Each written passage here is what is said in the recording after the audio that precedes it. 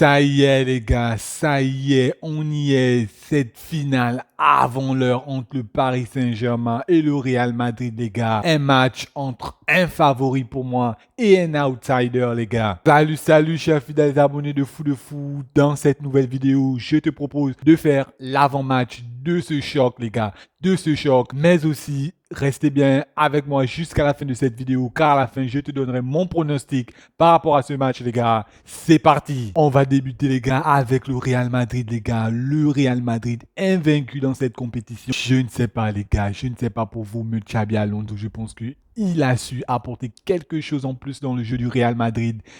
Dans le jeu, les gars, il a su apporter quelque chose de plus en fait. Tactiquement, dans le jeu, dans l'ensemble, je pense que c'est bien plus vivant. Mais aussi en termes d'animation offensive vers l'avant, je pense qu'il y a quelque chose aussi. Et même les gars, et même collectivement aussi, je pense que ça commence petit à peu à venir les gars, avec un système particulièrement à 4 derrière qui quelquefois peut se transformer en un système à 3 derrière. Je pense vraiment que ce système de jeu à 3 derrière peut facilement s'imposer comme système de base ou bien à terme être un second système de choix. Je pense que jusqu'ici le Real Madrid fait un parcours sans faute. Le seul match où ils se sont fait bousculer, c'est notamment ce match en quart de finale face au Borussia Dortmund où je trouve qu'ils ont perdu la maîtrise vers la fin du match. Les joueurs du Real Madrid ont fait preuve d'un manque de concentration, d'un relâchement après le deuxième but marqué. Je pense que les hommes de Xabi Alonso se sont fait vraiment bousculer car je pense que les joueurs du Real Madrid ont fait preuve d'un relâchement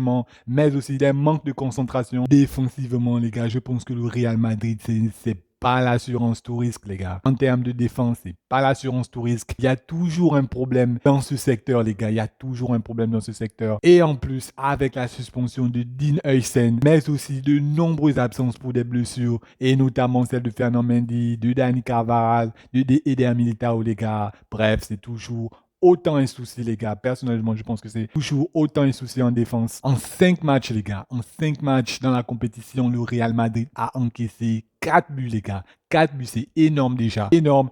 Et ils ont encaissé 2 buts en phase d'élimination directe, les gars. C'est déjà énorme. Ce qui nous montre vraiment que le Real Madrid a toujours autant un souci dans ce secteur, les gars. Entre la suspension de Dean Huijsen, les gars, et les erreurs souvent défensives de Raúl Asensio, je pense que le Real Madrid a vraiment de quoi faire dans ce secteur de jeu, les gars. Heureusement, les gars, heureusement que le Real Madrid dispose d'un couteau suisse, les gars. Oui, d'un couteau suisse. Je parle bien évidemment de Aurélien Tchouaméni, les gars, l'international tricolore est toujours performant, les gars. Il est toujours autant performant à tous les postes, les gars, à tous les postes qu'il a occupés, les gars. Et je pense qu'il va revenir en arrière lors du match face au Paris Saint-Germain pour venir dépanner en arrière, les gars. Les points qui s'améliorent, les gars. Les points qui s'améliorent pour le Real Madrid. Je parle bien évidemment du secteur, du milieu de terrain, mais aussi de l'attaque, les gars. Les deux secteurs, les gars, les deux secteurs sont liés car je pense que si on a un milieu de terrain créatif, actif, collectivement rodé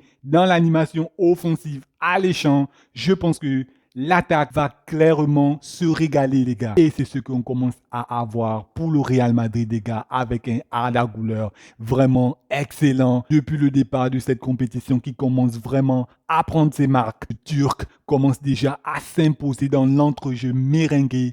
Il a déjà à son actif 2 passes décisives. Federico Valverde, lui, c'est un joueur vraiment que j'apprécie vraiment énormément avec son état d'esprit de gagnant, de combattant, les gars. Capable de répéter les efforts, capable de faire des retours défensifs, salvateur. Il est aussi capable d'orienter le jeu à travers ses passes simples, mais justes. Il est capable de déployer sur le terrain un volume de jeu phénoménal sur le terrain, les gars. Mais aussi offensivement, il est présent, les gars. Il apporte quelque chose en plus, les gars. Terminé, Jude Bellingham, lui, je pense qu'il est vraiment en train de revivre, de renaître, les gars. Il retrouve peu à peu ses performances d'autrefois avec son positionnement en numéro 10 sur le terrain où quelquefois au milieu de terrain, un peu plus à gauche. Et on attaque, les gars. On attaque. On a le gamin de la Castilla, Gonzalo Garcia, qui est en train littéralement de pulvériser tout sur son passage, les gars. Il en est déjà à 4 buts, les gars. 4 buts.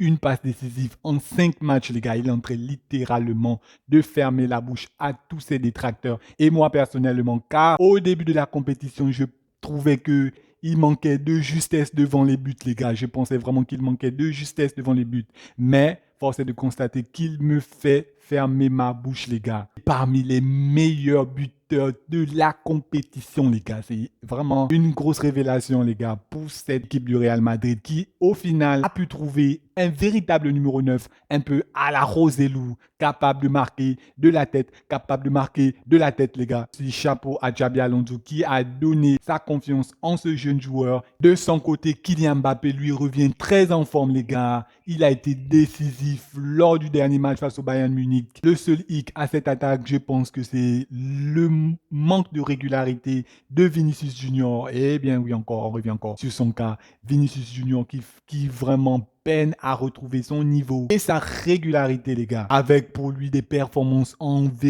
dents de scie, les gars. Vainqueur de cette rencontre entre le Paris Saint-Germain et le Real Madrid pourrait être à 95% le futur champion du monde des clubs, les gars. Les joueurs en attaque comme Hendrick et Rodrigo, pour eux, je pense que vraiment, ils ont perdu quelque chose, je pense. Quelque chose. Ils sont clairement déclassés dans la hiérarchie des titulaires. Le Real Madrid pourrait débuter dans un système de jeu pour débuter cette rencontre au conditionnel, bien évidemment, à 3 derrière, avec 2 pistons, notamment Raúl Garcia et Trent Alexander-Arnold. Et avec un Aurélien Tchouaméni qui reviendrait en défense. En attaque, les gars, en attaque. Je verrais bien une association entre les deux hommes forts actuellement du Real Madrid, à savoir Kylian Mbappé, Gonzalo Garcia. Sur l'aile gauche, je verrais bien Kylian Mbappé avec un rôle de perturbateur, de provocateur, de dribbleur, capable d'accélérer, mais aussi de déstabiliser la défense. Sur l'aile gauche, bien évidemment. Côté droit, je verrais bien Gonzalo Garcia avec son rôle de numéro 9